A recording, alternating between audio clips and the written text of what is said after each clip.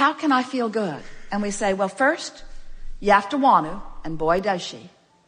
And next, you have to know how to do it. And what's the answer to knowing how to do it?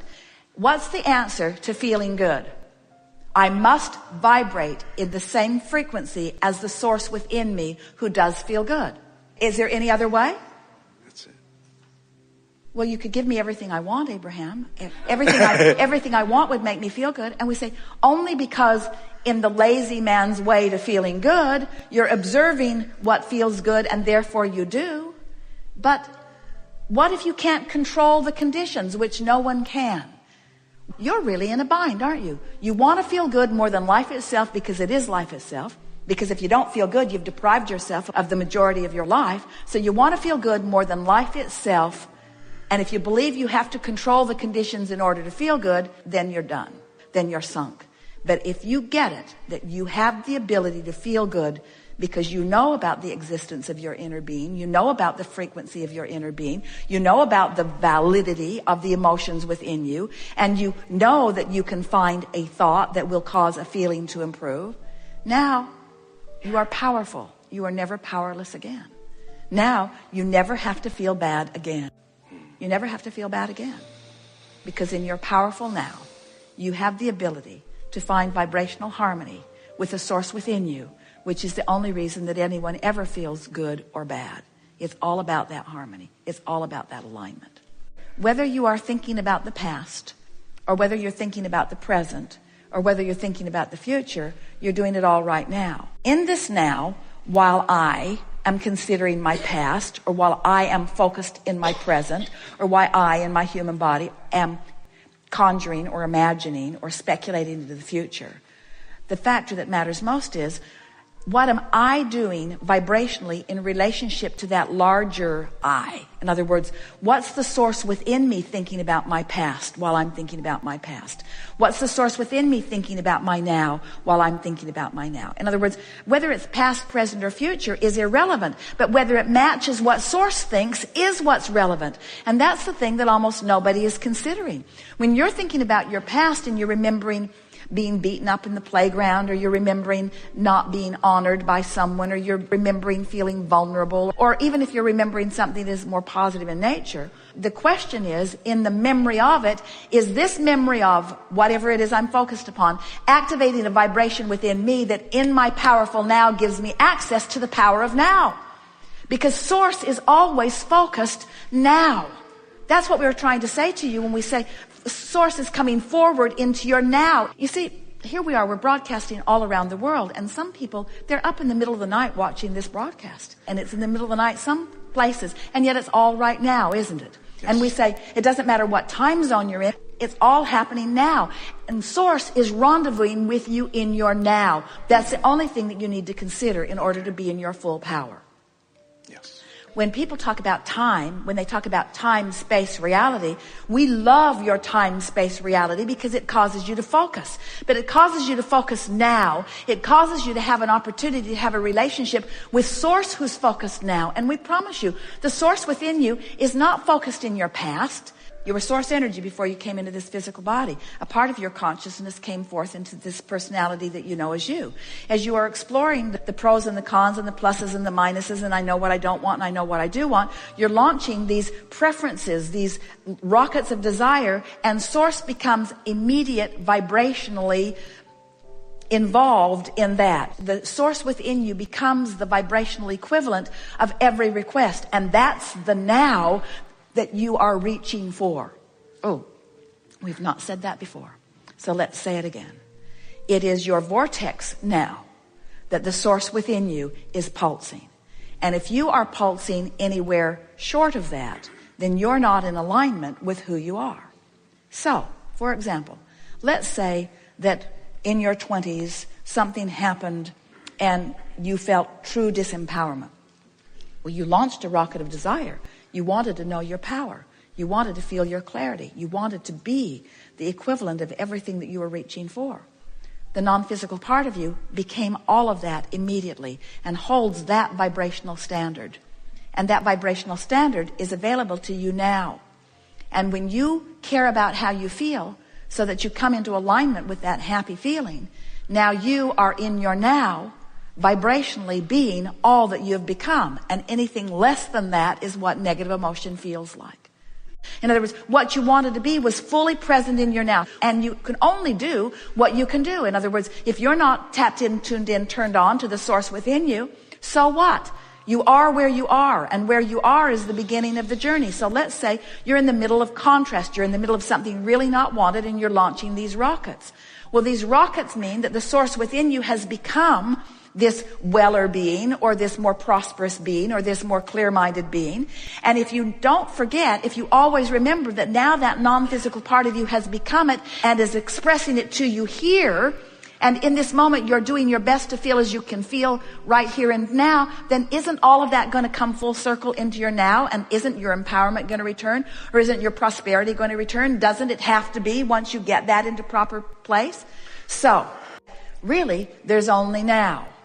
In the now, you can be thinking about the past, you can be thinking about the present, you can be speculating or thinking about the future, but you're doing it all right now. And the big question is, while I'm doing any of those things now, what's my inner being doing about the thing that I'm doing right here and now? So as I'm thinking about my past and remembering getting beat up on the playground and resenting that rotten kid who beat me up that year and the next year and the next year and the next year and the next year, and I've hated him ever since. Ooh, I have so much resentment about all of that. As I'm thinking about that now, the only question worth asking is, what's my inner being thinking about that right now? Because remember, your inner being is focused where you're focused. The question is my inner being in agreement with the way I am focusing? And when I'm full of resentment, what does that tell you?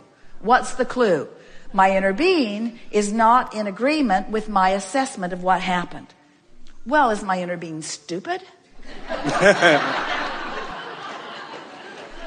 I remember it clearly. I was there. Why is my inner being trying to make sunshine out of something that was so rotten? And we say, because your inner being knew that in that contrast you were launching rockets, and your inner being immediately became the vibrational equivalent. Your inner being took the bounce. Your inner being received the gift. Your inner being received the expansion. Your inner being lived what you intended to live through the process, and your inner being remembers it all. All right, so that's what making peace with something is. It's that even though it was something unwanted, there was value that came from it, which I have the ability to focus upon right now. So if I want to be in alignment with the source within me, and I'm going to insist on thinking about the past, then I have to find a way of thinking about the past that matches the way my inner being thinks about the past. And my inner being revels in every piece of life experience that I have lived, because it contributed to this vortex version that my inner being is now living fully. Are you with us so far? So now let's take another run at it. So everything that I lived in my past, or even in my present, is causing an expansion of me for which the source within me is joyful. So if I just keep remembering that when I'm focused upon past, present, or future, that what I'm really wanting to pay attention to is whether I'm in alignment with my source, who is focused upon past, present, and future, but focused upon in a way that's helpful. If I care about how I feel, then I am able to come into full alignment with who I am. And that is what utilizing the power of now is. In other words, you're not really utilizing the power of now if you've got yourself pinched off from the larger part of you who is utilizing the power of right now. You get what we're talking about? You are source energy who loves. In a moment that you're not loving, whether you're not loving about something that happened in the past, or whether you're not loving about something that happened just now, or whether you're not loving about something that you're worried about, if you're not loving, then you are not allowing yourself to live as you have intended to live. And it's that deprivation that equals negative emotion every single time. So why do we call it the past? Well, because it was before now. And why do we call it the future? Well, because it's after now. But isn't it a continuum? And is there really anything other than now? Do you agree with that? Is there anything other than now? So if there isn't anything other than now, then what could we speculate? A very intelligent person is asking a very important question about past, present, and future, which we've totally disregarded because it's utterly irrelevant. Because we're doing it all now. We're doing it all now. We're doing it all now. We're doing it all now. We're doing it all now. We're doing it all now. So past, present, and future is irrelevant. We're doing it all now. We're doing it all now. We're doing it all now. So past, present, and future is irrelevant. We're doing it all now. We're doing it all now. We're doing it all now. We're doing it all now. There it went again. We're doing it again. We're doing it now. Now. Are you convinced yet? We can keep going if you haven't gotten this yet. We're doing it now. We're doing it now. So past, present, or future is irrelevant. It's irrelevant. You agree? It's irrelevant. Say it. It's irrelevant. It's irrelevant. It doesn't matter. It's all now. So what is relevant? What is the only thing that is relevant in this all-powerful now? What's the only thing that's relevant? Now. Am I in alignment with my source? Am I reveling? Am I resonating? Am I vibrating up to speed with who my source is? That's the only thing that is relevant. And how do you know the answer to that? By the way you feel. Do you have control over the way you feel? Then do you have control over being in alignment with source?